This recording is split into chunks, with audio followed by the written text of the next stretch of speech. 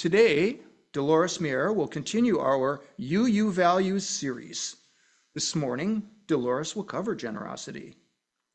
From 1984 to 2017, Dolores was the owner of a small CPA firm, employed up to 5 people at any one time, then ran a collection business, employed 6 people at any one time. 2018 until she retired. As a member of the Unitarian Universalist community of Cambria since 2008, Dolores has at different times served the UUC community of Cambria in many capacities. President, Treasurer, Secretary, Operations Committee Chairperson, Worship Chairperson, Choir Member, Finance Committee Member of Chalice Circles, Hospitality Chairperson, Membership Committee Member, Greeter Chairperson and Greeter, Adult Religious Education Member, Women's Groups, Book Groups, Potluck Attendance, and assist other UU groups and functions as needed.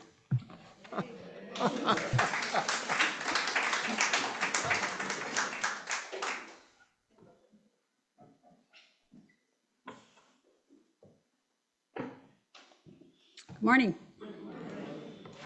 So I thought before we get on to generosity value, I want to help you practice our 6 values from memory with love at the center. So the easy way to remember them is that mnemonic, Jet Pig, right? We all love Jet Pig. Say it a few times, Jet Pig, Jet Pig. Okay, so this is when somebody asks you, what's UU all about, right? Oh, it's Jet Pig, okay, right? So I'll say the letter and you say the word that it stands for. So J is for E, T, P, let's do that again, P, okay, I, and G. Okay, I was raised Catholic, so we had a lot of memorization going on, right? So we need to do that. So today we'll reflect on one of the newly affirmed values of our living tradition, a value now named for our UU values, generosity. Not just generosity as action, but generosity as a way of being, as a spiritual practice, as a public commitment. This morning, I want to invite you to wonder with me, what does it mean to live generously? What does it mean to give, even when it's hard? What does it look like when a whole community centers generosity as a core value? We often think of generosity as something we do, putting money in a collection plate, donating to a cause, offering time to a friend in need. And yes, those are generous acts, but generosity at its heart is not about what we give. It's about how we live. It's not about how much we have, but about the posture of our spirit. It's the courage to say, even when I feel afraid, I choose to share. Even when I feel small, I choose to reach out.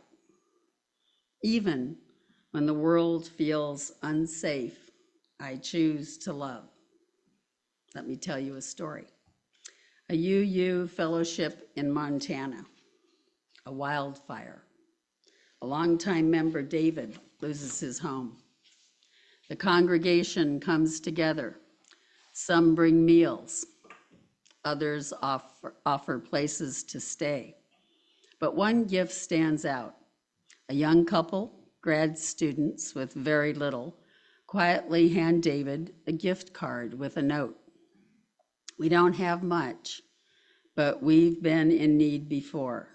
This is for dignity, not groceries. David said that note restored something deeper than just his finances. It restored his faith in people, in community, in something larger than himself. That's generosity, not charity. It's connection. What if generosity was more than a moment? What if it was a daily spiritual practice? A member of a Tennessee congregation, Anjali, once made a quiet vow. Every time someone in her congregation faced illness or loss, she would bring a homemade meal. No committee, no announcements, just love in the form of lentils and rice, casseroles and cornbread. Over 12 years, 300 meals. Yeah. Then Anjali needed surgery. She tried to decline help, but the congregation said, "No, Anjali, now it's our turn." They cooked, and they delivered, and they cared. That's not just hospitality, that's reciprocity. That's what happens when generosity becomes a way of life. Let's be real. Generosity isn't always easy. We're living in times of exhaustion, grief, and economic uncertainty. When you feel like you're barely holding it together, how do you find the energy to give? And yet, sometimes the most powerful act of generosity is presence. I'd say again, it's presence. After Hurricane Maria, a small UU hurricane in Puerto Rico was in shambles. Their building was damaged, members displaced. But they opened their doors, turned their sanctuary into a charging and water station, charging phones.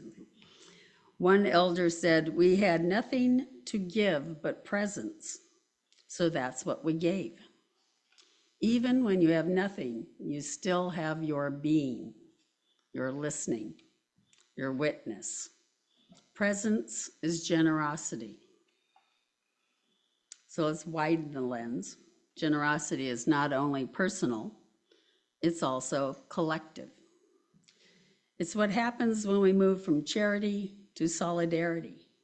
After George Floyd's murder, a small urban UU church partnered with a Black-led mutual aid group in Minneapolis. At first, they gave money, then they gave time. Eventually, they gave power by listening, by following, by showing up.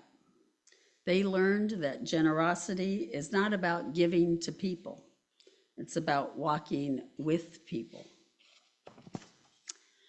It takes spiritual generosity to listen when we'd rather defend. Let go of comfort in the name of justice. Share space, voice, and leadership. That's how we live into the 8th principle of dismantling racism and oppression, not from guilt, but from deep mutual love. So what does generosity look like here at UUCC? It might look like the person who's always filling the hot water pot and plugs it in so others can make a cup of coffee on Sunday, even if it's instant. The member who reaches out to newcomers. The friend who stays late and locks up the sanctuary after service and empties the trash cans. The members who volunteer to be a worship associate or a speaker to share their love with their UU community.